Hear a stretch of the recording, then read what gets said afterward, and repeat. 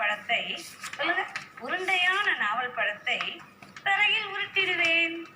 உருண்டையான நாவல் பழத்தை தரையில் உருட்டிடுவேன். சுவையான வாழைப்பழத்தை சொல்லுங்க. சுவையான வாழைப்பழத்தை சுவைத்து நானும் தின்றிடுவேன். சுவையான வாழைப்பழத்தை சுவைத்து நானும் தின்றிடுவேன். நீளமான விழுதை பிடித்து நன்றாய் ஊஞ்சல் ஆடிடுவேன். சொல்லுங்க. நீளமான விழுதை பிடித்து நன்றாய் ஊஞ்சல் ஆடிடுவேன். அடுத்து சொல்லுங்க. வேரில் பழுத்த பெரிய பலா வேண்டும் அளவு தின்றிடுவேன். வேரில் பழுத்த பெரிய பலா வேண்டும் அளவு தின்றிடுவேன். சொல்லிட்டீங்களா? அதுக்கு அடுத்து சொல்லுங்க. உலத்தின் குளிர்ந்த நீரில் குதித்து விளையாடுவேன்.